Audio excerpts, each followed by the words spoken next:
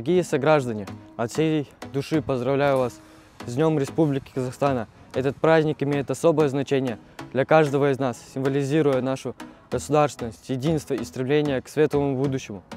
Как молодой спортсмен я хочу выразить огромную благодарность нашим тренерам, нашему государству, а также руководству моей родной области Ултау и города Жезказган за ту всестороннюю поддержку, которая оказывает развитию спорта и физической культуры. Благодаря вашему вниманию и поддержке у нас много молодых спортсменов. Есть возможность тренироваться в современных условиях, предоставлять нашу область и страну на различных соревнованиях и достигать новых спортивных высот.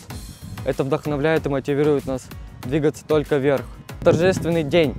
Желаю нашей республике процветания, стабильности и мира, а каждому казахстанцу крепкого здоровья, благополучия и успехов во всех начинаниях.